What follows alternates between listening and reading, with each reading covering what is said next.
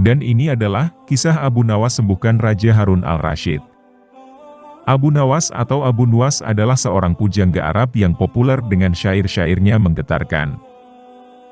Abu Nawas yang bernama lengkap Abu Ali al-Hasan bin Hani al-Hakami dilahirkan di kota Ahvaz, Persia.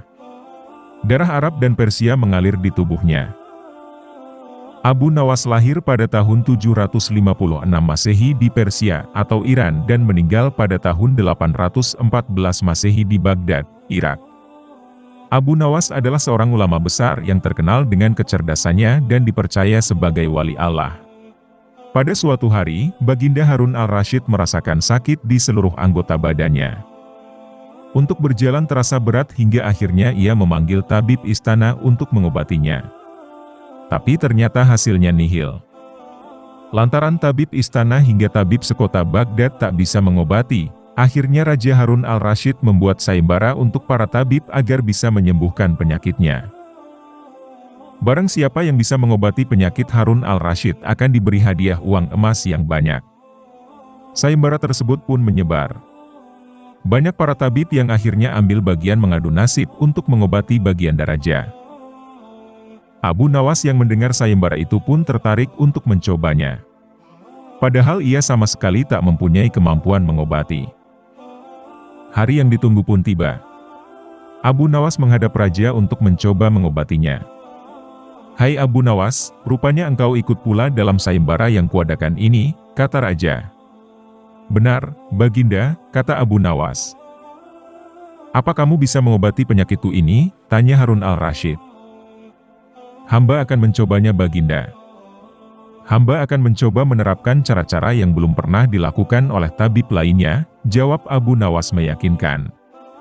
Abu Nawas kemudian meminta Raja Harun al-Rasyid untuk menerangkan penyakit apa yang diderita agar bisa memberikan tindak lanjut. Baginda Harun al-Rasyid pun menerangkan jika tubuhnya terasa nyeri, tangan dan kakinya terasa pegal-pegal. Setelah memeriksa, Abu Nawas tak langsung mengobati. Ia meminta waktu 2 hari kepada Raja Harun al-Rasyid untuk meramu resep obat terbaik. Di bawah pohon yang rindang, ia terus berpikir resep untuk sang baginda. Maklum saja, ia bukan tabib. Sehingga ia pun bingung harus memberikan resep apa. Sambil duduk dan berpikir, dari kejauhan ia melihat seorang kakek tua yang masih sibuk sendirian memetik buah-buahan di kebun kurma. Abu Nawas yang heran langsung mendekati kakek tersebut. Setelah bercakap-cakap dengan kakek tersebut, Abu Nawas mendapat jawaban. Kakek tersebut menjadikan aktivitas memetik buah sebagai kesibukan. Jika tak ada kesibukan, kakek tersebut malah merasa badannya pegal-pegal. Dari pertemuan itu, Abu Nawas menemukan penyebab sakitnya Harun al-Rasyid. Esok harinya, Abu Nawas menghadap Raja Harun al-Rasyid. "Hai Abu Nawas, belum 2 hari kau sudah menghadapku, mana obat untukku?" tanya Harun al-Rasyid. "Maaf hamba, Baginda. Kali ini hamba datang belum membawa obat yang dapat Baginda minum. Sebab obat yang bisa sembuhkan Baginda hanya telur unta. Baginda harus cari telur itu sendiri karena jika tak dicari sendiri, maka khasiatnya akan hilang," terang Abu Nawas.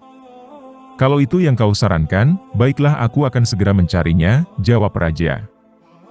Dengan sekuat tenaga Harun al-Rasyid mencoba mencari telur unta di pasar. Para pedagang pun terheran. Bukankah unta itu beranak, bukan bertelur? Tapi mereka tak berani mengatakan hal itu sebab yang mencari baginda raja. Setelah berkeliling kota dan tak menemukan satupun penjual telur unta, Harun al-Rasyid bertemu nenek tua yang menjelaskan jika unta tak bertelur tapi beranak. Ia lantas sadar jika ia baru dibohongi oleh Abu Nawas. Sampai di kediaman, Raja Harun al-Rasyid merasa kelelahan setelah perjuangan panjang mencari telur unta dengan berjalan. Ia pun akhirnya tertidur pulas karena capek yang diderita. Esok harinya ia tampak segar bugar dan anehnya sakit yang diderita hilang. Ia lalu menyuruh para pengawal untuk meminta Abu Nawas menghadapnya. Tak lama kemudian Abu Nawas menghadap. "Bagaimana Baginda? Apakah Baginda telah menemukan telur unta yang hamba anjurkan?" tanya Abu Nawas setelah memberikan salam kedatangan. "Rupanya engkau telah mempermainkanku, ya," jawab Baginda dengan marah. "Apa yang Baginda maksud?" Tanya Abu Nawas. Engkau menyuruhku mencari telur unta, padahal unta tak bertelur, melainkan beranak, terang Harun al-Rasyid. Abu Nawas kemudian menceritakan pertemuannya dengan kakek tua itu hingga memperoleh hikmah bahwa anggota badan yang tak pernah digerakkan akan membuat orang sakit. Pengalaman itulah yang ingin diterapkan Abu Nawas kepada bagindanya supaya ia tak hanya memerintah tetapi juga bergerak. Tentu saja baginda tidak akan menemukan telur unta. Sebab tidak akan mungkin ada unta yang bertelur. Tapi bukankah baginda sekarang sudah merasa lebih enakan? Tanya Abu Nawas setelah memberikan penjelasan. Benar. Apa yang kau katakan itu benar Abu Nawas, jawab raja yang tak lagi marah mendengar jawaban Abu Nawas. Bahkan aku semalaman dapat tidur dengan pulas sekali, imbuhnya. Kalau begitu, betul jika ada pepatah yang mengatakan, tidak ada kelezatan kecuali setelah kepayahan, sahut Abu Nawas. Mendengar hal itu, Harun al-Rasyid pun tertawa dan geleng-geleng kepala atas kecerdikan Abu Nawas. Itulah kisah Abu Nawas yang sangat cerdas dan cerdik. Semoga bermanfaat dan terhibur bagi kita semua. Dan ini adalah, Abu Nawas menipu komandan raja. Abu Nawas atau dikenal sebagai Abu Ali al-Hasan bin Hani al-Hakami, atau Abu Nawas, adalah seorang pujangga Arab. Abu Nawas, dilahirkan di kota Ahvaz di negeri Persia, dengan darah Arab dan Persia mengalir di tubuhnya. Abu Nawas adalah seorang ulama besar yang dikenal masyarakat akan kecerdikan dan kecerdasannya. Dikisahkan, pada suatu pagi hari, Abu Nawas muda sedang duduk-duduk bersantai di teras rumahnya. Beberapa saat kemudian, datanglah seorang komandan dengan beberapa prajuritnya. Sang komandan bertanya, "Wahai anak muda, di tempat aku bisa menemukan tempat untuk bersenang-senang di daerah sekitar sini?" tanya sang komandan. "Kalau tidak salah di sebelah sana," jawab Abu Nawas. "Di manakah tempat itu?" tanya salah seorang prajurit dengan sifat yang tidak menghargai. "Pergilah ke arah sana, lurus tanpa belok-belok, maka kalian akan menjumpai tempat untuk bersenang-senang," jawab Abu Nawas. Rombongan tentara kerajaan itu akhirnya pergi juga menuju tempat yang sudah ditunjukkan oleh Abu Nawas. Setelah beberapa saat, kagetlah mereka semua karena tempat yang mereka cari tidak ditemukan, kecuali hanya sebuah komplek kuburan yang sangat luas. Dan tentu saja hal ini membuat para tentara berang karena merasa telah ditipu oleh pemuda tersebut. Mereka pun kembali lagi ke tempat Abu Nawas. "Wahai anak muda, keluarlah engkau. Kenapa engkau berani sekali membohongi kami?" tanya sang komandan yang tidak tahu kalau yang diajak bicara itu sebenarnya adalah Abu Nawas, si penasehat kerajaan. "Siapakah engkau ini? Berani sekali membohongi kami?" tanya salah seorang prajurit. "Aku adalah Abdi," jawab Abu Nawas. Komandan dan para prajurit merasa geram dan marah. "Prajurit, tangkap dia," seru komandan. "Engkau akan aku bawa ke panglima kami," kata komandan. Oh, rupanya Abu Nawas hendak dihadapkan ke panglima kerajaan mereka. "Wahai panglima, kami telah menangkap seorang pembohong yang berani membohongi pasukan kerajaan," kata komandan. "Alangkah lancangnya si pemuda ini karena sudah berani berbohong," lanjut komandan. Panglima bersikap biasa saja, malah dia bahkan memerintahkan kepada prajurit untuk melepaskan borgol yang ada pada tangan Abu Nawas. Komandan dan para prajurit terkejut dan merasa heran, ada apa gerangan ini? Setelah itu, Panglima pun mendekati Abu Nawas berkata, "Tuan Abu, maafkan perbuatan anak buahku di sini ya," kata Panglima itu dengan sangat sopannya. Laki-laki gagah dan tampan itu memang sudah saling mengenal satu sama lain karena mereka seringkali bertemu ketika sang khalifah mengundangnya ke istana. Komandan minta maaf. Betapa terkejutnya sang komandan dan para prajuritnya. Perasaan sombong dan congkak yang tadi menyelimuti mereka seakan berubah menjadi rasa takut. "Wahai Tuan Abu, sebenarnya kebohongan apa yang mereka sangkakan kepadamu?" tanya Panglima. "Wahai Panglima, mereka memintaku untuk menunjukkan tempat untuk bersenang-senang. Tentu saja aku tunjukkan kuburan karena kuburan adalah tempat yang lebih baik bagi orang-orang yang taat kepada Allah. Di sana pula dia akan mendapatkan hidangan yang nikmat dari Allah, terbebas dari rasa fitnah dan kejahatan manusia dan makhluk lainnya," jawab Abu Nawas dengan tenangnya. Mendengar jawaban pemuda itu, segera saja komandan mendekati Abu Nawas dan berkata, "Maafkan hamba, Tuanku Abu. Andai saja aku mengetahui bahwa Tuan adalah Tuan Abu, tentu kami tidak akan berani membawa Tuan ke hadapan Panglima," kata komandan lagi. "Wahai komandan, apakah aku telah membohongi kalian? Bukankah aku berkata benar? Aku adalah abdi, dan setiap orang adalah abdi Allah Subhanahu wa Ta'ala, termasuk kalian semuanya," kata Abu Nawas. "Anda benar tuanku," jawab komandan. Komandan dan prajurit yang telah menangkap Abu Nawas merasa malu jadinya. Itulah kisah Abu Nawas sang wali Allah yang sangat cerdas. Semoga cerita ini bisa bermanfaat bagi kita semua. Dan ini adalah kisah Abu Nawas adu kekuatan, dan apakah yang terjadi? Simak kisah ini hingga selesai. Abu Nawas atau dikenal sebagai Abu Ali Al-Hasan bin Hani Al-Hakami, atau Abu Nawas, adalah seorang pujangga Arab. Abu Nawas dilahirkan di kota Ahvaz di negeri Persia, dengan darah Arab dan Persia mengalir di tubuhnya. Abu Nawas adalah seorang ulama karismatik yang sangat cerdas dan cerdik. Beliau juga dipercaya sebagai seorang wali. Di suatu hari yang cerah, Raja Harun al-Rasyid dan pengikutnya meninggalkan istana untuk berburu. Akan tetapi dalam perjalanan, Abu Jahil menyusul dengan terengah-engah di atas kudanya. "Baginda, Baginda, hamba akan mengusulkan hal," lanjutnya sebelum mendekat sang raja. "Apa usulmu itu, Abu Jahil?" bertanya Baginda Raja keheranan.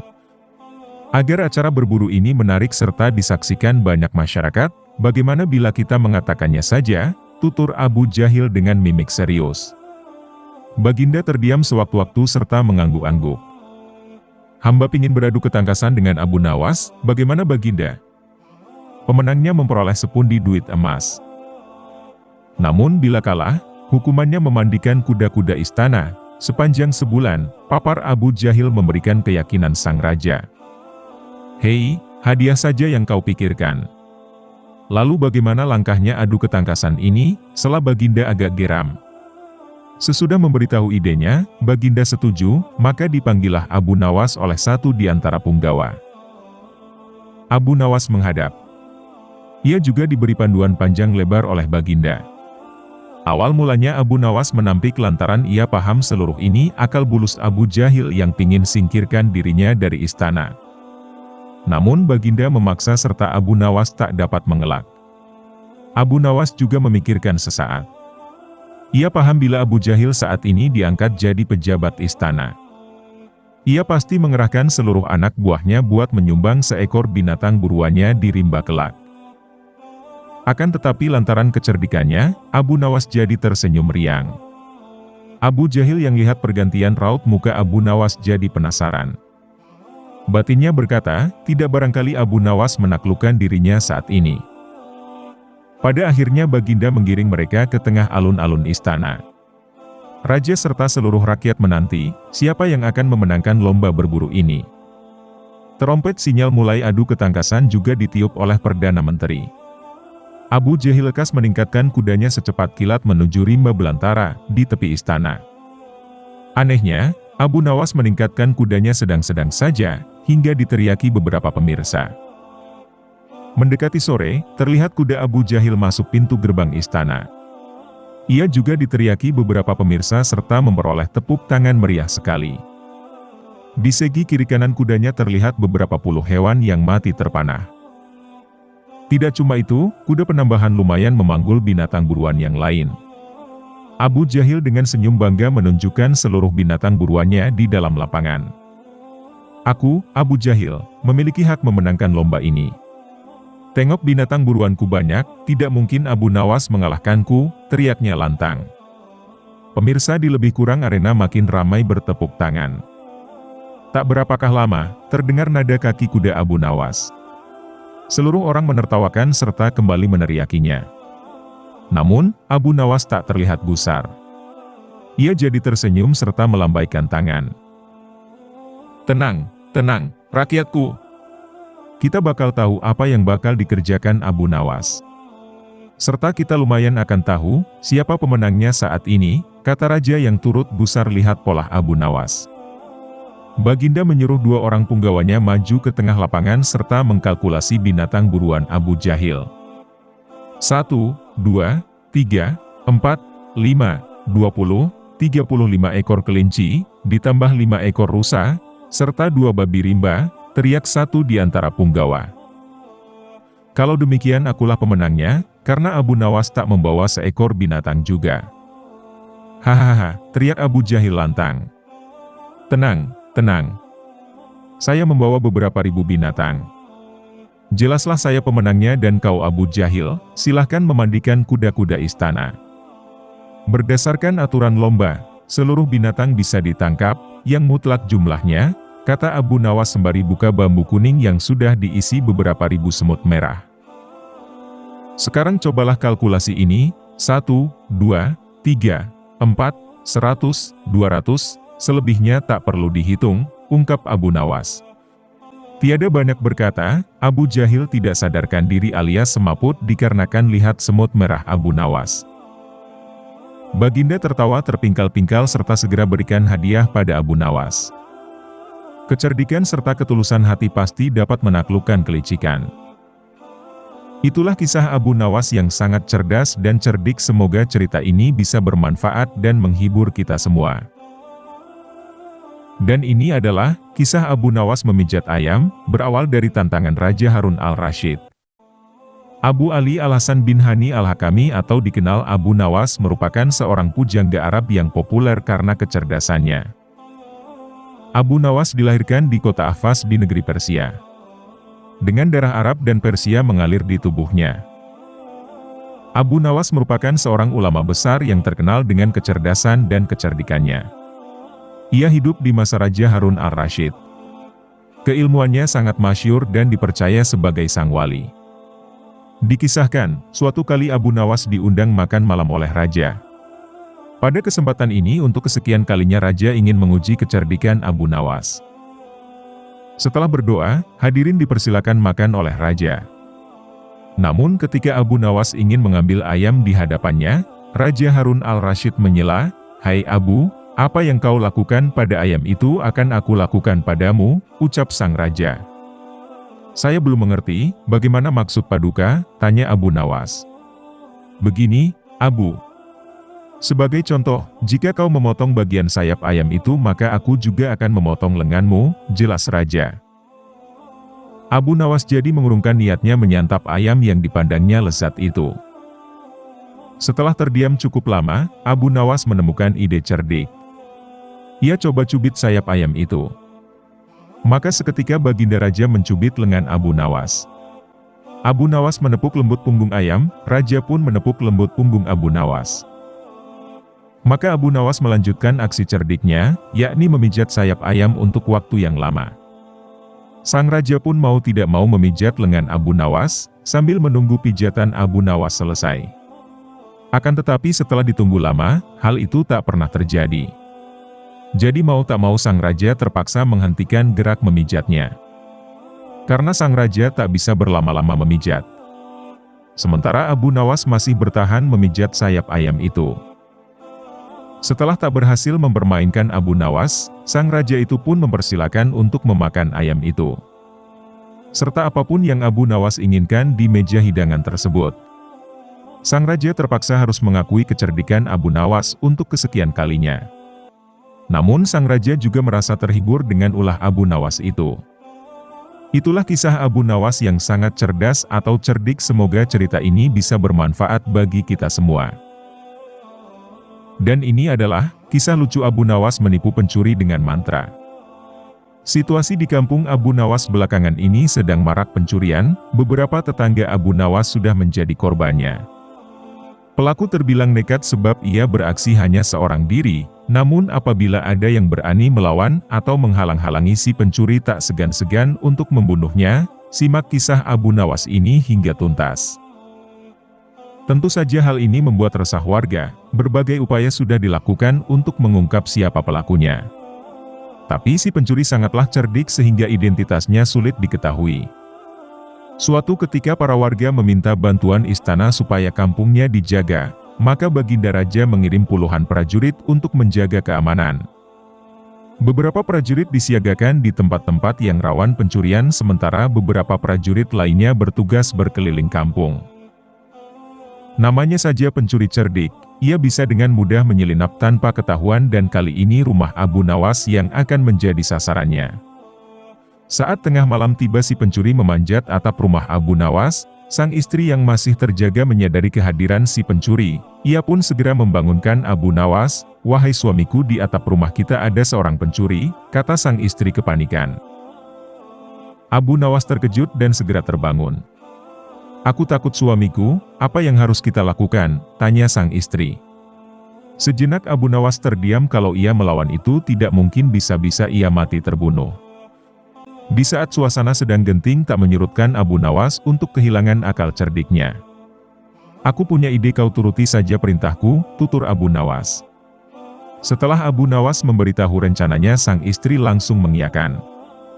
Kemudian dengan suara lantang sang istri berkata, "Wahai suamiku, apakah di karung ini semuanya berisi uang? Dari mana kau dapatkan uang sebanyak ini?" Abu Nawas pura-pura emosi dan menjawab, "Tengah malam begini kamu membangunkan aku hanya untuk menanyakan asal uang tersebut?" Sang istri kembali berkata, "Benar wahai suamiku, sebab aku penasaran uang sebanyak ini kau dapatkan dari mana?"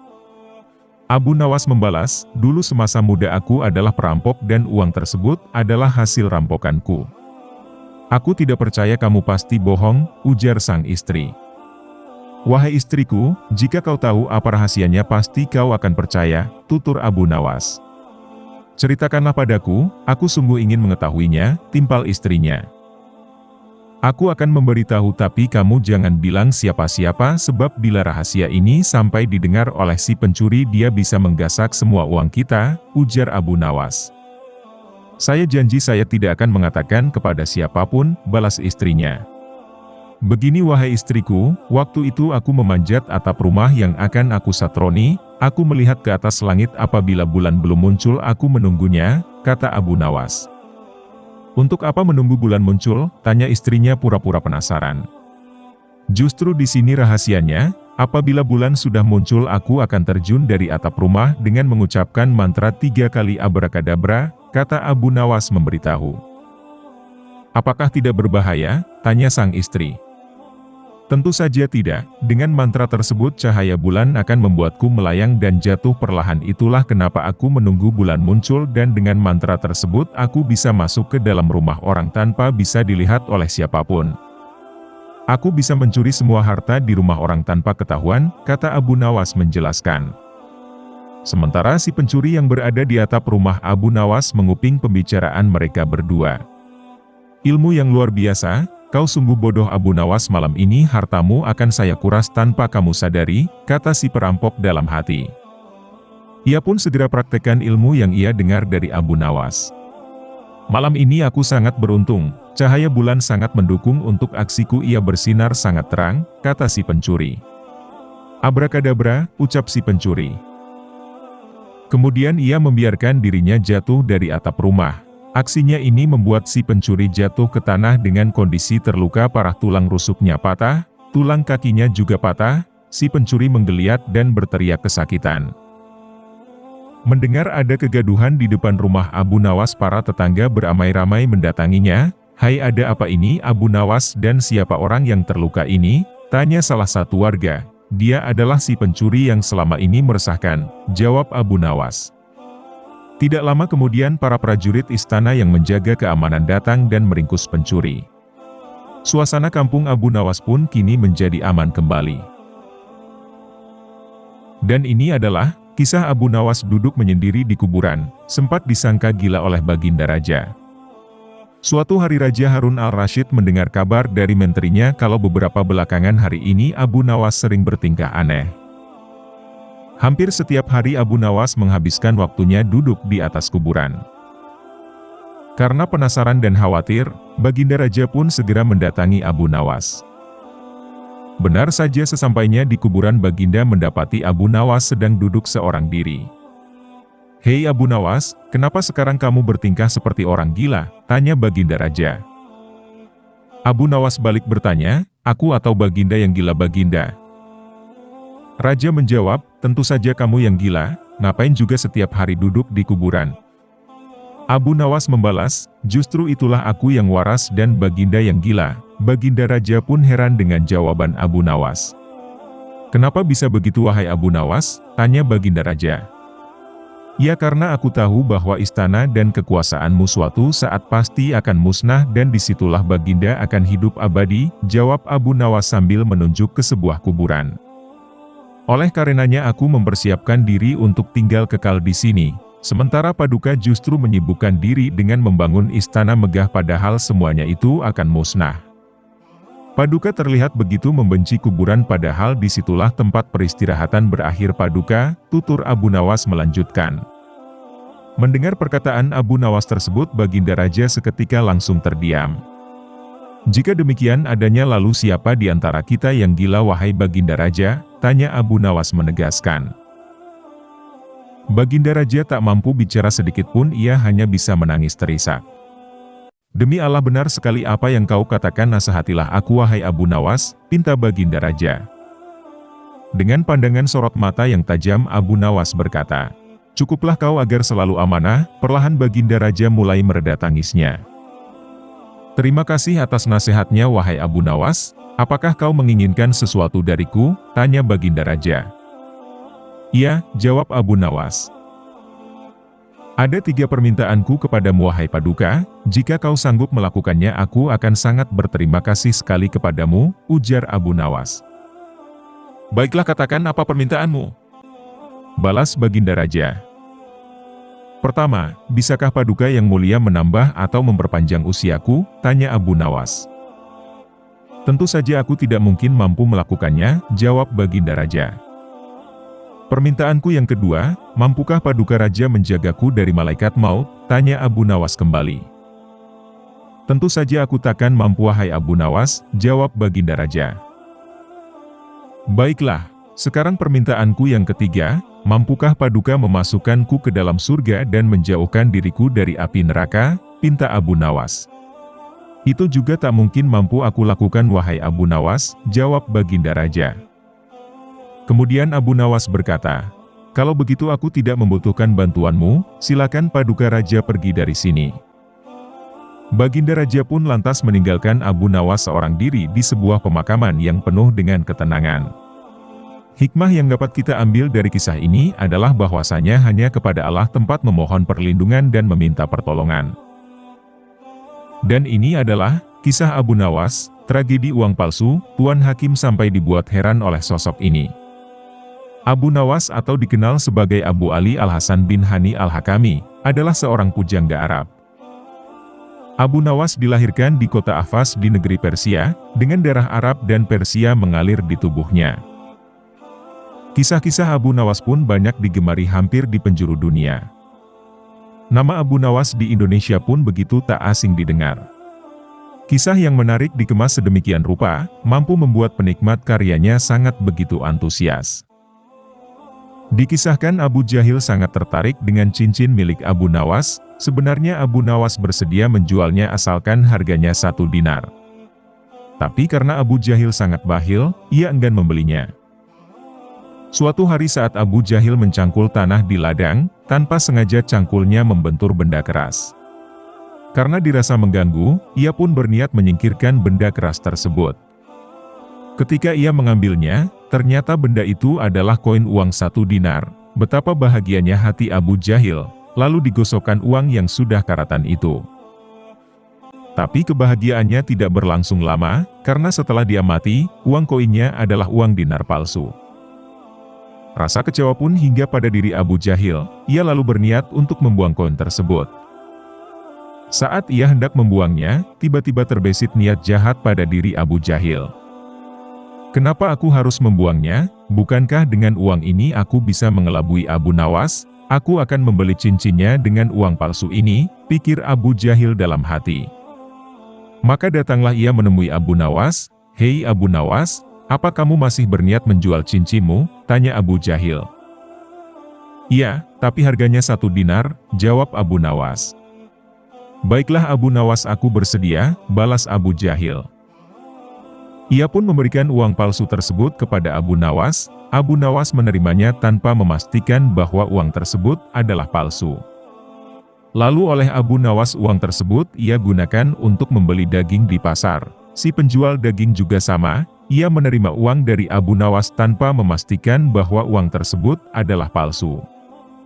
Kemudian, si penjual daging membeli buah-buahan dengan menggunakan uang palsunya dari Abu Nawas. Esok harinya, Abu Jahil mendatangi pedagang buah untuk menagih hutang sebanyak 1 dinar. "Kamu sudah janji katanya hari ini kamu akan melunasi hutangmu," kata Abu Jahil. Si pedagang buah lalu memberikan uang palsu yang diperolehnya dari si penjual daging. Dengan hati gembira, Abu Jahil langsung pulang ke rumah. Namun setelah dia mati, ternyata uang yang didapatnya adalah uang palsu. "Kurang ajar dia telah menipuku," ucap Abu Jahil emosi. Ia pun pergi menghadap Tuan Hakim untuk mengadukan si penjual buah. "Tuan Hakim, si penjual buah telah menipuku, dia membayar hutangnya pakai uang palsu," keluh Abu Jahil. Mendengar keluhan Abu Jahil, kemudian Tuan Hakim memanggil si pedagang buah. "Kenapa kamu membayar hutang pakai uang palsu?" tanya Tuan Hakim. "Ampun Tuan Hakim, saya sendiri tidak tahu saya mendapatkan uang tersebut dari si penjual daging," jawab si penjual buah. Maka dipanggillah si penjual daging untuk menghadap Tuan Hakim. "Apakah benar kemarin kamu beli buah-buahan pakai uang ini?" tanya Tuan Hakim kepada si penjual daging. "Iya benar Tuan Hakim, memangnya kenapa?" tanya balik si penjual daging. "Kamu tahu tidak, uang yang kamu berikan adalah uang palsu," kata Tuan Hakim memberitahu. Seketika si penjual daging langsung terkejut, "Maaf Tuan Hakim, saya benar-benar tidak tahu, saya sendiri memperoleh uang tersebut dari Abu Nawas," balas si penjual daging. Kemudian Tuan Hakim segera memerintahkan beberapa pengawalnya untuk menjemput Abu Nawas. Ketika Abu Nawas memasuki ruang sidang, di situ sudah berkumpul Abu Jahil, penjual buah dan penjual daging. "Ada apa ini Tuan Hakim?" tanya Abu Nawas heran. "Begini Abu Nawas, apa betul kemarin kamu beli daging pakai uang dinar ini?" tanya Tuan Hakim. Sejenak Abu Nawas mengamati uang tersebut, "Iya betul memangnya kenapa Tuan Hakim?" tanya balik Abu Nawas. "Kenapa kamu membeli daging pakai uang palsu?" tanya Tuan Hakim. Kembali Abu Nawas langsung kaget mendengarnya, "Saya tidak tahu kalau uang tersebut adalah palsu. Saya mendapatkan uang tersebut dari Abu Jahil Tuan Hakim. Dia membeli cincinku menggunakan uang itu," jawab Abu Nawas. Tuan Hakim menjadi bingung dengan jawaban Abu Nawas. "Benarkah itu wahai Abu Jahil?" tanya Tuan Hakim. "Benar Tuan, aku menemukan uang itu saat aku mencangkul di ladang," jawab Abu Jahil gemetaran. "Kamu telah menipu orang lain, tapi kamu malah menuduh orang lain menipumu, jadi masalah ini sebenarnya bersumber dari kamu sendiri Abu Jahil. Karena kamu telah membuat kegaduhan maka kamu didenda 10 dinar atau kurungan penjara selama 10 bulan, kata Tuan Hakim memutuskan. Dengan berat hati, terpaksa Abu Jahil harus membayar denda tersebut. Sebelum mereka membubarkan diri, Abu Nawas memberi nasihat kepada Abu Jahil. "Hai Abu Jahil, ada pepatah mengatakan, barang siapa yang menggali lubang untuk saudaranya, maka dia sendiri yang akan terjatuh di dalamnya," ucap Abu Nawas. Demikianlah kisah menarik dari Abu Nawas. Ambillah sisi positif dari cerita ini dan buang sisi negatifnya, semoga bermanfaat. Dan ini adalah terungkapnya ilmu rahasia yang telah lama disimpan oleh Abu Nawas. Sosok wali sufi Abu Nawas dikenal sebagai tokoh yang cerdik dan pintar. Kecerdikan wali sufi Abu Nawas kerap kali mampu menyelesaikan permasalahan yang dihadapinya. Dikisahkan bahwa Baginda Raja pulang ke istana dan langsung memerintahkan para prajuritnya menangkap wali sufi Abu Nawas. Akan tetapi, wali sufi Abu Nawas telah menghilang entah kemana, karena ia tahu ia sedang diburu para prajurit kerajaan. Setelah wali sufi Abu Nawas tahu para prajurit kerajaan sudah meninggalkan rumahnya, Abu Nawas baru berani pulang ke rumah. "Suamiku, para prajurit kerajaan tadi pagi mencarimu," lapor sang istri. "Iya istriku, ini urusan gawat. Aku baru saja menjual Sultan Harun ar-Rasyid menjadi budak," kata Abu Nawas. Mendengar jawaban dari wali sufi Abu Nawas itu, sang istri pun langsung terkejut. Raja kujadikan budak, kata Abu Nawas. Kenapa kau lakukan itu suamiku? Tanya sang istri. Supaya dia tahu di negerinya ada praktik jual beli budak, dan jadi budak itu sengsara, ucap Wali Sufi Abu Nawas.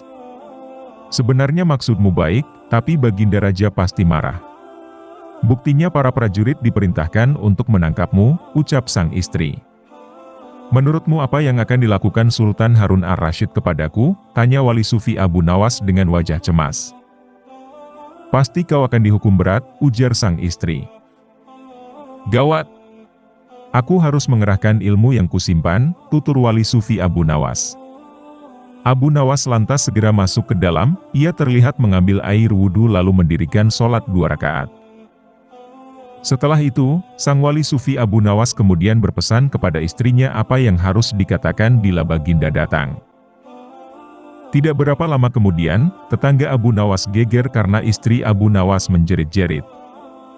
Ada apa ini? Tanya tetangga Abu Nawas sambil tergopoh-gopoh.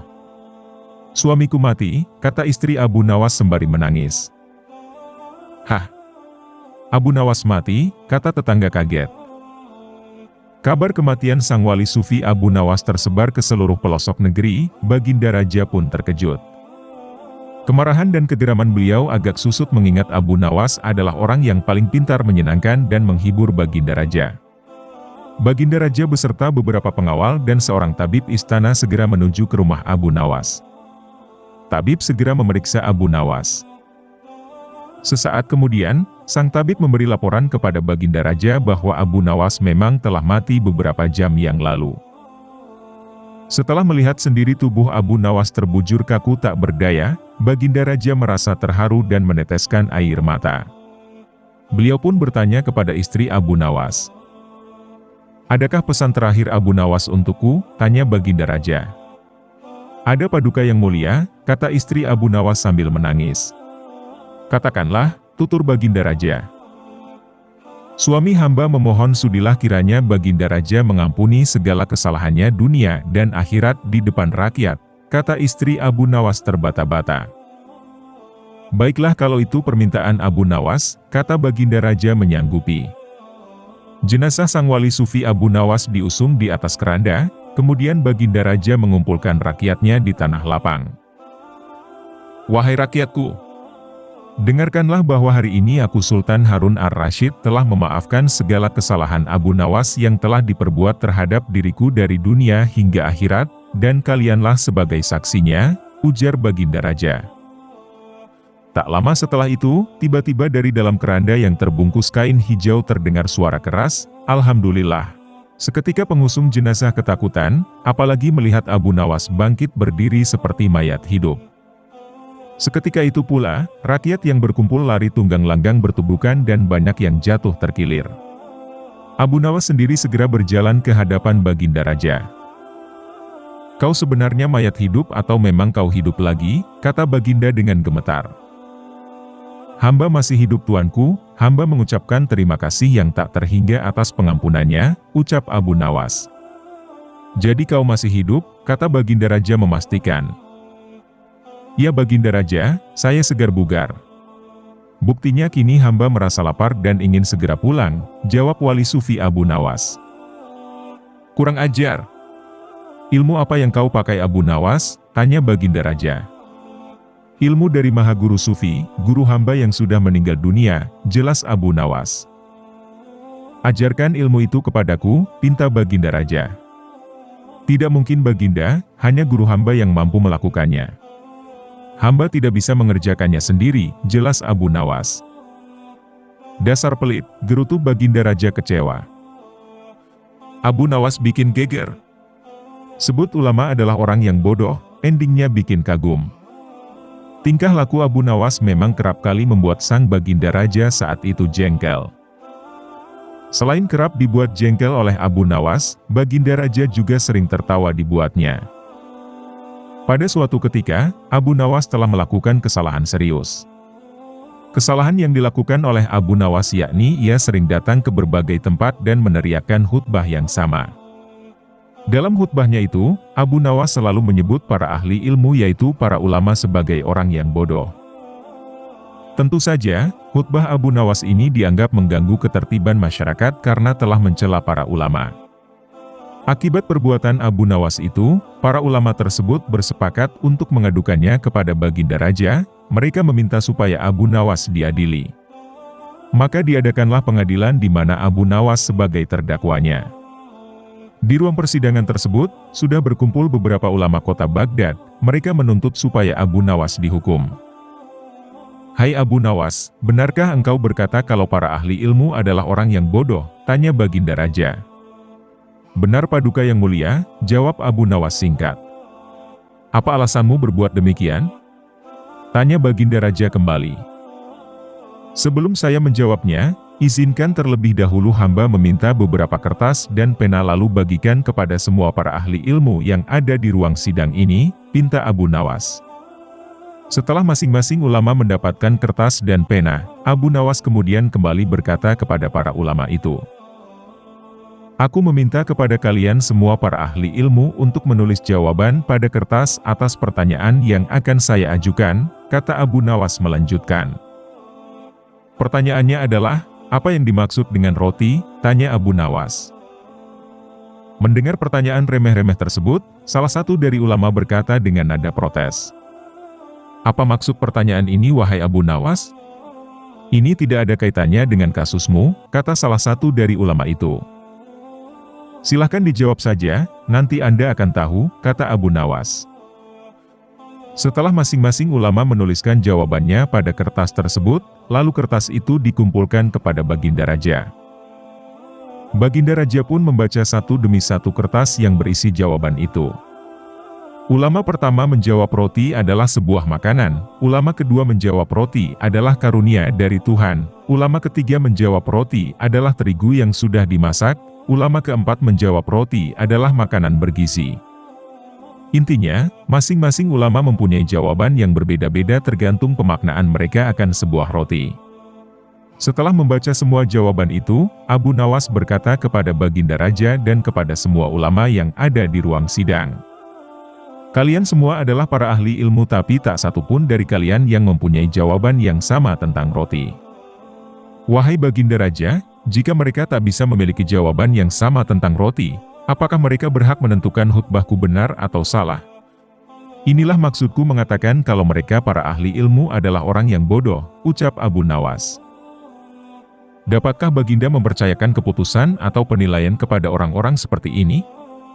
Bukankah terasa lucu bila mereka tidak sepakat akan sesuatu yang mereka makan setiap hari tetapi mereka bisa dengan mudahnya sepakat menilai kalau khutbahku adalah salah, kata Abu Nawas menjelaskan. Mendengar hal itu, Baginda Raja justru menjadi kagum dengan cara berpikirnya Abu Nawas. Ia pun lantas dibebaskan dari tuntutannya. Abu Nawas ikut turnamen tinju kelas berat. Apa yang terjadi? Abu Nawas atau dikenal sebagai Abu Ali Al-Hasan bin Hani Al-Hakami atau Abu Nawas, adalah seorang pujangga Arab. Abu Nawas dilahirkan di kota Ahvaz di negeri Persia, dengan darah Arab dan Persia mengalir di tubuhnya. Abu Nawas lahir 756 Masehi di Ahwaz, Iran dan meninggal tahun 814 Masehi di Baghdad, Irak dan dimakamkan di Sheikh Maruf Cemetery, Baghdad, Irak. Dikisahkan suatu hari di Baghdad banyak dipasang reklame pendaftaran pergulatan tinju kelas berat dan dibuka untuk umum. Abu Nawas ketika berjalan-jalan tidak sengaja melihat reklame tersebut, dan melihat iming-iming hadiah emas seberat 1 kilogram bagi pemenangnya. Abu Nawas tertarik dengan hadiahnya, maka segera dia langsung mendaftarkan diri untuk mengikuti perhelatan tinju kelas berat tersebut. Panitia heran pada Abu Nawas yang berbadan kecil kurus tinggi, berani-beraninya mengikuti perhelatan tinju kelas berat. Singkat cerita tibalah saatnya perhelatan tinju kelas berat dilaksanakan, pertandingan demi pertandingan telah selesai dilaksanakan. Tibalah giliran Abu Nawas dengan lawan petinju kelas yang paling berat. Dipanggillah nama petinju yang akan melawan Abu Nawas tersebut. Namun ketika nama Abu Nawas dipanggil berkali-kali ternyata Abu Nawas tidak menampakkan batang hidungnya. Maka pertandingan Abu Nawas dengan petinju yang kelasnya paling berat pun ditunda. Petinju tadi geram dan langsung menanyakan alamat Abu Nawas. Maka keesokan harinya dia segera menuju rumah Abu Nawas sesuai dengan petunjuk. Betapa terkejutnya petinju tadi ketika mendapati rumah Abu Nawas yang kosong, namun di depan rumahnya terpasang beberapa jumlah celana pendek untuk tinju dengan ukuran yang sangat besar. Kontan saja sang petinju tadi nyalinya langsung down. Dia berkata dalam hati, "Matilah aku, lawanku ternyata orangnya berukuran jumbo. Kalau aku kena pukulannya sekali saja, wah mati aku," ucap petinju. Maka saat itu juga dia memutuskan untuk mengundurkan diri dari jadwal pertandingan. Maka Abu Nawas yang berhak memperoleh hadiah emas 1 kilogram tersebut. Inilah kecerdikan Abu Nawas, mengamuk hancurkan istana tapi sang raja tidak marah. Urusan memang menjadi masalah, apalagi pejabat tinggi yang bermimpi. Semua bisa jadi tak masuk akal dan kelewatan, begitu juga yang terjadi pada zaman Khalifah Harun ar-Rasyid. Sebelumnya ada Kodi, memaksa seorang pemuda dari Mesir untuk melamar putrinya dengan semua harta yang dimiliki. Dasarnya adalah mimpi si pemuda itu, akibatnya pemuda itu jadi miskin, untung Abu Nawas menyelamatkannya. Sehingga pemuda Mesir itu bisa kembali ke Mesir dan membawa hartanya. Dan kini yang menjadi korbannya adalah Abu Nawas, tak tanggung-tanggung pelakunya adalah Baginda Raja Harun ar-Rasyid. Menceritakan mimpi sang raja yang merusak rumah Abu Nawas dan Abu Nawas membalasnya. Pada saat itu Abu Nawas tidak berdaya, tertunduk mendengarkan penuturan istrinya. Tadi pagi para pekerja dari istana membongkar rumah Abu Nawas atas titah sang raja tanpa bisa dicegah. Alasannya, karena Baginda Raja bermimpi di bawah rumah Abu Nawas terdapat emas yang tak ternilai harganya. Sang raja langsung memerintahkan para pekerjanya, hasilnya mimpi itu hanya kembang tidur saja. Dan tidak ditemukan emas maupun permata seperti dalam mimpi Baginda Raja.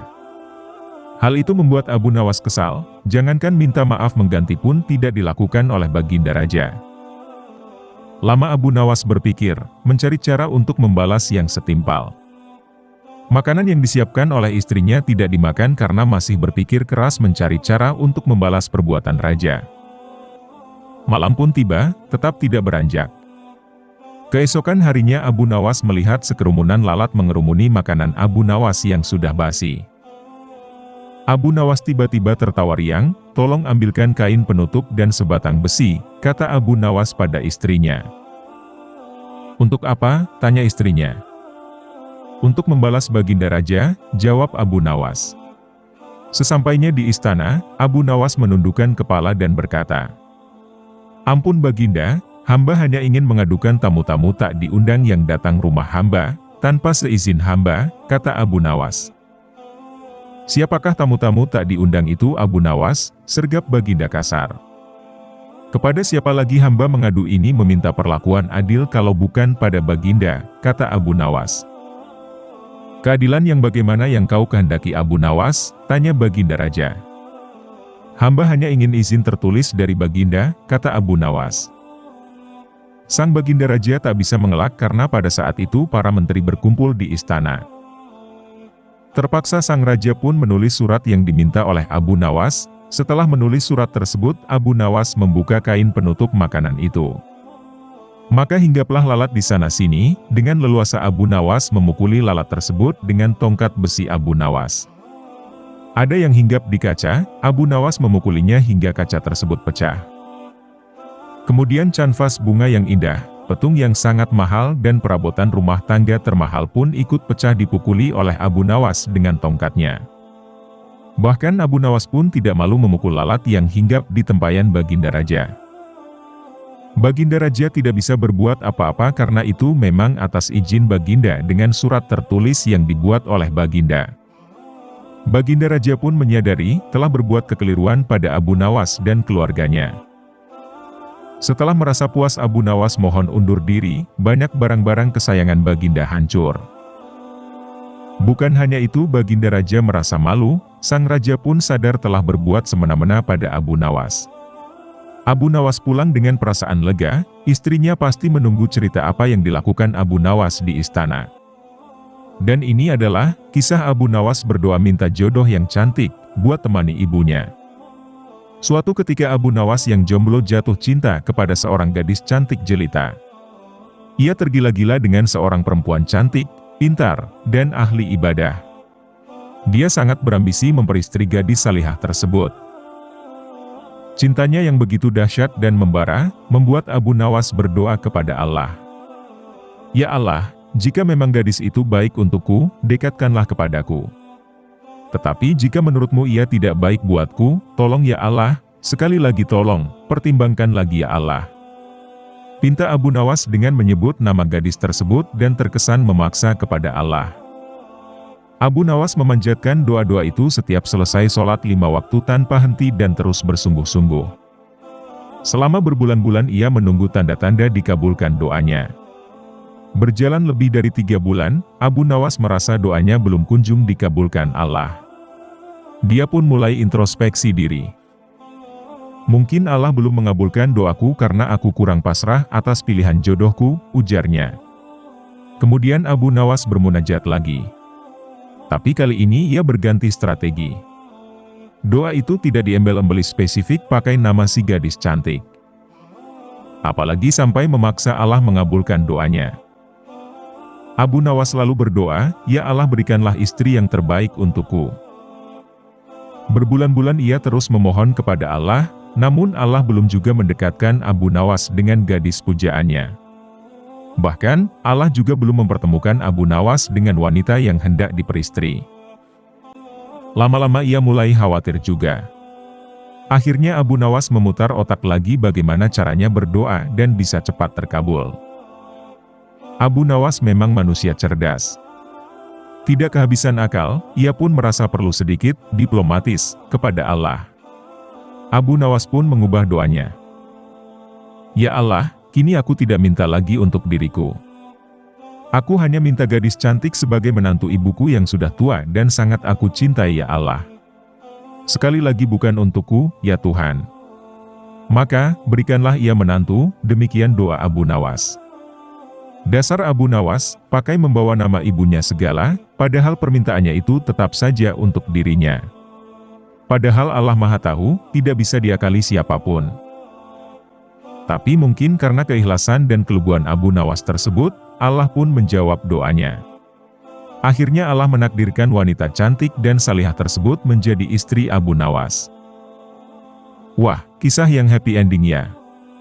Pelajaran yang dipetik adalah jangan lelah meminta dan berdoa kepada Allah, karena Allah pasti mengabulkan doa-doa hambanya. Kisah lucu Abu Nawas, dijamin ngakak hingga terbahak. Sosok Abu Nawas dikenal dengan satu tokoh yang sangat jenaka dengan kisah-kisah yang selalu mengundang tawa. Salah satu kisah tentang Abu Nawas tertulis dalam satu buah kitab berjudul Nadlatul Julas fi Nawadir Abi Nawas. Dalam kitab ini menceritakan tentang salah satu kisah dari Abu Nawas yang sangat menarik dan akan mengundang tawa. Dikisahkan Abu Nawas dan teman-temannya sedang duduk-duduk santai di sebuah gubuk tua yang reot. Saat Abu Nawas dan teman-teman sedang asyik mengobrol, angin berhembus begitu kencang, hingga membuat gubuk reot pun bergoyang. Bahkan saking kencangnya angin bertiup hingga mengeluarkan suara antara kayu dari gubuk reot yang keras terdengar. "Itu suara apa ya?" tanya Abu Nawas sambil membocorkan ke arah atap. "Duduk santai saja, itu suara zikir gubuk," jawab salah satu teman Abu Nawas. Ketika angin kembali datang suara itu terdengar lagi. Semakin kencang angin itu semakin keras suara yang dikeluarkan oleh gesekan kayu gubuk reot tersebut.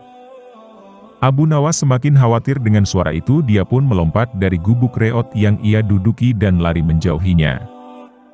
"Loh, kenapa Abu Nawas? Mau kemana?" tanya temannya lagi. "Maaf ya teman, saya mau pergi dulu," ucap Abu Nawas. "Saya khawatir, kalau atap gubuk itu semakin khusyuk berzikir lalu sujud. Kalau saya masih di gubuk itu, bisa-bisa saya jadi ikut sujud juga," kata Abu Nawas sambil berlalu pergi. Satu kisah Abu Nawas berikutnya adalah kisah Abu Nawas dan jamaahnya yang takut kepada istri mereka masing-masing. Dalam suatu kesempatan Abu Nawas sedang mengikuti sholat jamaah, imam salat memberikan ceramah setelah salat dilaksanakan. Di akhir khutbah imam jamaah melontarkan pertanyaan kepada jamaah. "Wahai hadirin rahimakumullah, barang siapa di antara panjenengan semua ini ada yang takut kepada istri, hendaklah dia berdiri, kata sang imam. Seluruh jamaah pun berdiri termasuk imam masjid kecuali Abu Nawas, ia tetap duduk dengan tenang. Imam dan para jamaah pun menatap ke arah Abu Nawas, mereka menduga jika Abu Nawas tidak berdiri karena memang tak takut istri. Wahai Abu Nawas, engkau hebat sekali di antara jamaah, hanya engkau yang tak takut istri, kata imam. Benar, apa rahasianya? Wah bapak-bapak jangan salah sangka, Abu Nawas berkilah. Saya tidak berdiri bukan karena tak takut istri.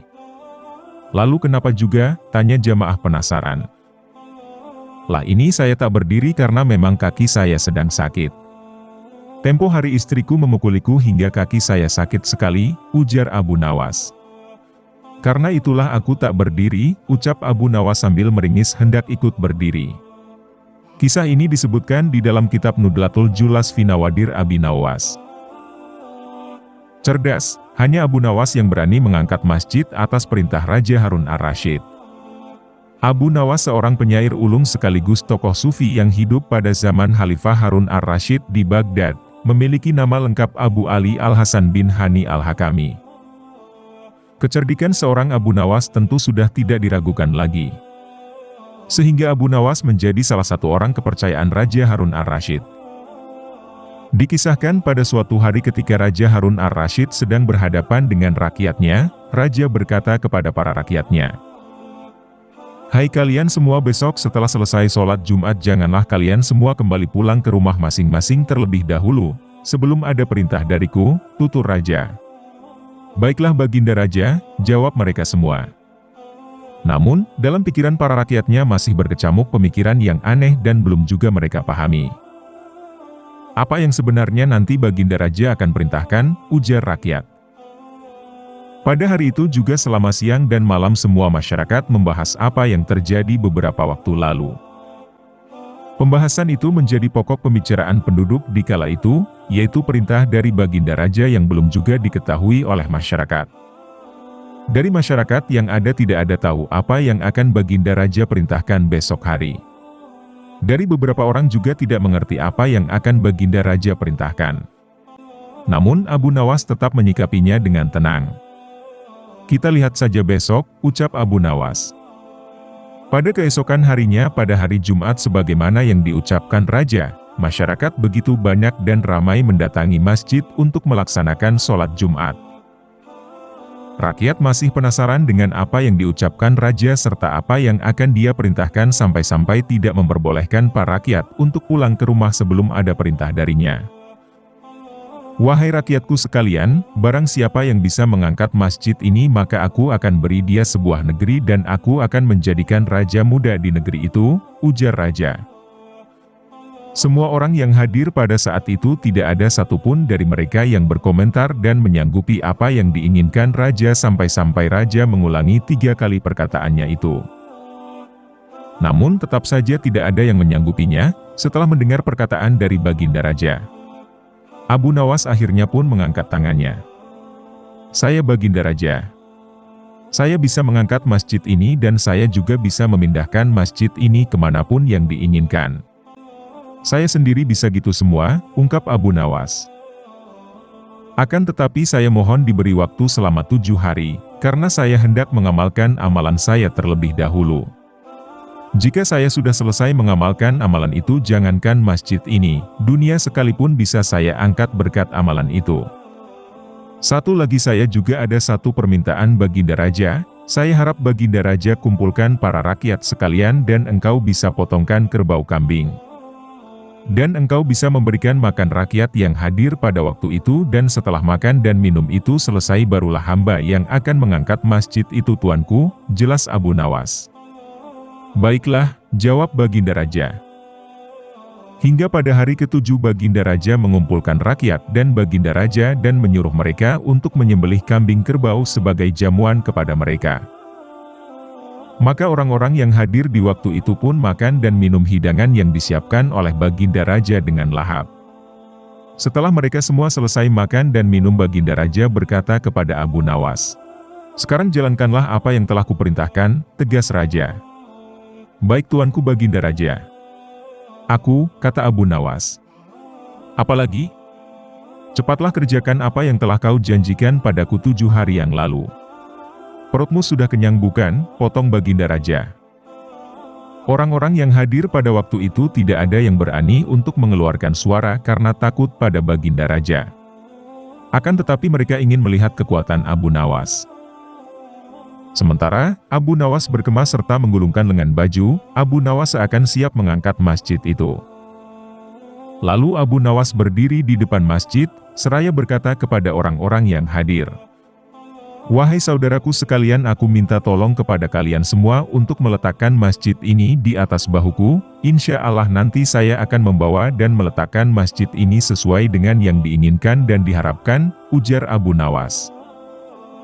Orang-orang yang hadir hanya terkejut dan tercengang mendengar perkataan Abu Nawas itu.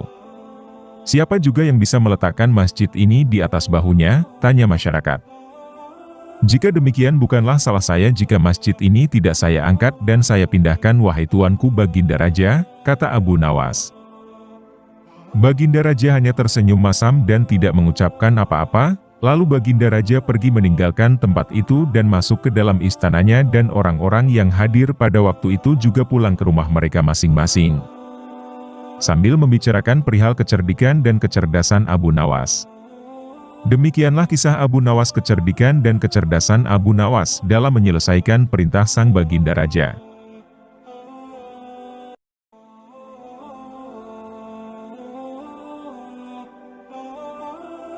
Kisah lucu dan penuh hikmah, Abu Nawas menyamar jadi orang buta. Pada suatu ketika, Abu Nawas bersama dengan beberapa orang lainnya sedang duduk bercerita. Setelah mereka selesai mengikuti sholat maghrib berjamaah, mereka bercerita tentang masalah keagamaan. Kebetulan mereka suatu masalah yang bahwa orang buta tidak bersalah. Berdasarkan alasan inilah yang selalu melihat ke sana kemari yang dapat melakukan dosa, tetapi Abu Nawas mengatakan tidak menyetujui pendapat tersebut. Keesokan harinya, Abu Nawas berjalan-jalan dengan tujuan untuk bertemu dengan orang buta. Dia ingin membuktikan pendapatnya bahwa orang buta bisa juga melakukan dosa. Ia pun menyediakan kantong dan mengisinya dengan uang. Tidak beberapa lama, Abu Nawas berjalan, ia benar-benar menemukan orang buta. Abu Nawas memperhatikan gerak-gerik orang buta yang sedang berjalan dengan tongkatnya. Kemudian Abu Nawas berpura-pura menjadi orang buta, ia berjalan sambil membawa tongkat, lalu Abu Nawas sengaja menabrakkan dirinya kepada orang buta tersebut. Ia pun pura-pura mengeluh, "Aduh, sungguh malang nasibku sebagai orang buta, takut ditabrak oleh orang yang tidak memiliki rasa belas kasih." Orang buta itu pun heran mendengar keluhan orang yang ditabraknya, lalu ia berkata, "Maaf, saya juga orang buta, saya tidak dapat melihat dan hanya dapat berjalan dengan bantuan tongkat ini. Sekali lagi saya mohon maaf karena saya sungguh-sungguh tak sengaja," ujar orang buta tersebut. "Apakah kamu juga buta?" tanya Abu Nawas pura-pura tidak tahu. "Iya, saya buta, peganglah tongkatku ini, kita harus memakai tongkat untuk berjalan," balas orang buta itu. Maka disuruhlah Abu Nawas memegang tongkatnya, begitu pula sebaliknya si buta juga meraba tongkat Abu Nawas. Untuk membuktikan bahwa orang yang ditabraknya adalah benar-benar orang yang buta, Abu Nawas kemudian berkata, "Kalau begitu kita senasib wahai saudaraku, bagaimana kalau kita mencari rizki bersama-sama?" Orang buta itu pun menyetujui ajakan Abu Nawas. Lalu mereka berjalan beriringan. Orang buta itu yakin bahwa orang yang ditabraknya itu juga orang buta yang senasib dengan dia. Keduanya pun saling memaafkan dan terus berjalan bersama mencari rezeki. Di tengah perjalanan, Abu Nawas berpura-pura mau kencing dan meminta tolong kepada si buta agar kantongnya yang penuh berisi uang dipegangkan dulu baik-baik. Sementara Abu Nawas berpura-pura kencing, ia terus memperhatikan tingkah laku si buta. Tampaklah si buta sedang meraba-raba kantong Abu Nawas hingga terbesit niat jahat di hatinya. "Wah, kantong ini banyak sekali uangnya, lebih baik aku mengambilnya lalu pergi, pasti ia tak dapat mencariku karena ia juga orang buta," pikir si buta tersenyum. Ia lalu meninggalkan Abu Nawas dan mencari tempat persembunyian agar si Abu Nawas tidak dapat menemukannya. Dalam situasi demikian, Abu Nawas berpura-pura mencari si buta dan meminta pertolongan kepada Tuhan.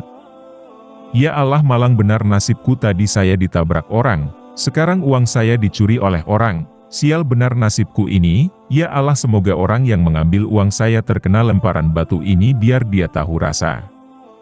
Setelah itu dengan jitu Abu Nawas melempar batu ke arah si buta dan persis kena di kepalanya. Aduh, aku kena, rintih si buta kesakitan.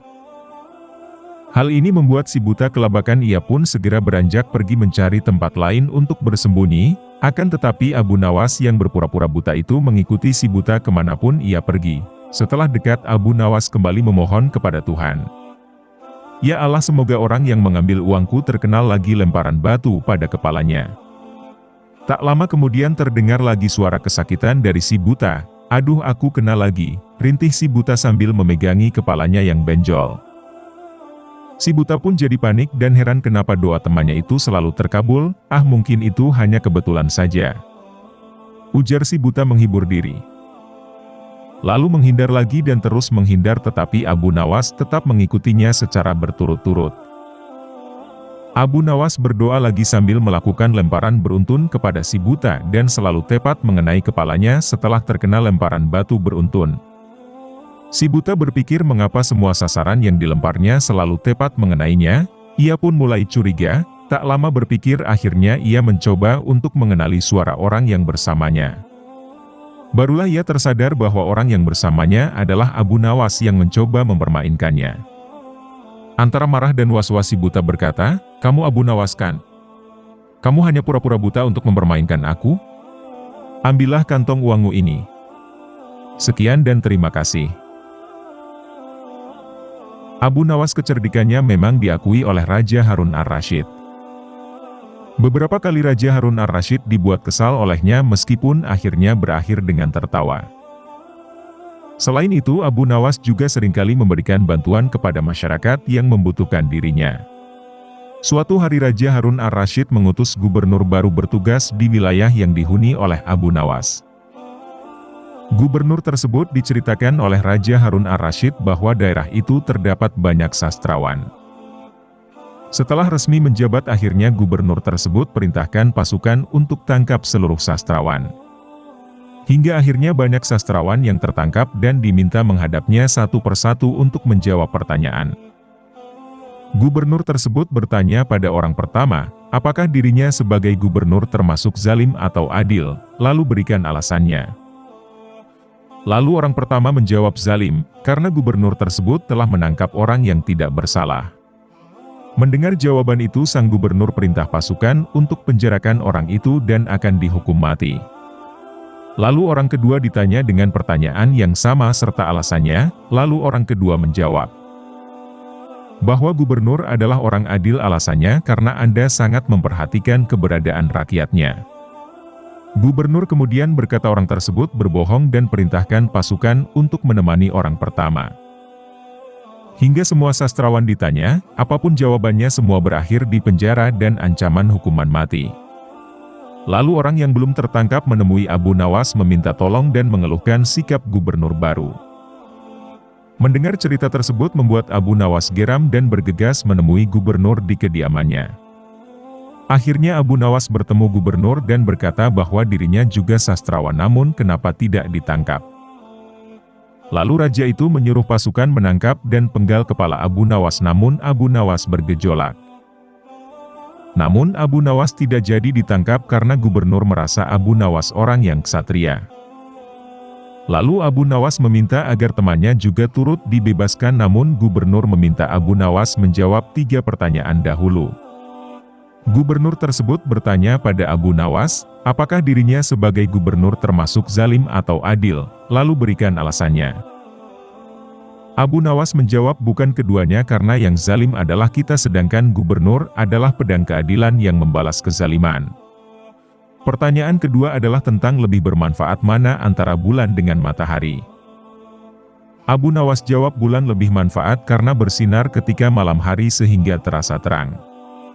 Pernyataan ketiga gubernur bertanya tentang warna angin, lalu Abu Nawas menjawab dengan logikanya, yakni berwarna merah karena ketika masuk angin dan dikerok, bekas kerokan berwarna merah, artinya angin yang keluar pasti berwarna merah. Akhirnya gubernur baru itu puas dengan jawaban Abu Nawas dan perkataan raja benar bahwa Abu Nawas memang cerdik. Kemudian gubernur berkata bahwa para sastrawan akan diberi hadiah, namun dirinya membuat kejutan dengan menghukumnya terlebih dahulu. Hal itu sedikit membuat Abu Nawas kesal karena ternyata dirinya terperangkap jebakan gubernur baru itu. Demikian kisah cerdik Abu Nawas dalam menjawab pertanyaan dari gubernur baru. Cara cerdik Abu Nawas terima tantangan raja untuk jahit batu lumpang. Sosok Abu Nawas dikenal sebagai sufi yang sangat cerdik. Kerap kali tingkahnya membuat sang raja terpingkal tertawa. Abu Nawas memang kerap kali ditantang oleh sang raja untuk melakukan hal yang sangat sulit. Namun karena kecerdikannya, Abu Nawas selalu berhasil menjawab tantangan sang raja itu.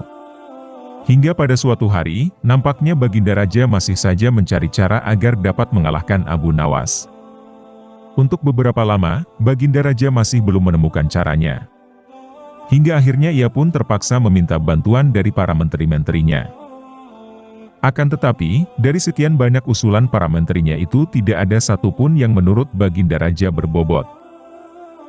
Tipuan yang kalian usulkan sangat mudah dipecahkan, jangankan Abu Nawas, saya sendiri bisa dengan mudah menebaknya, ujar Baginda Raja merasa tak puas.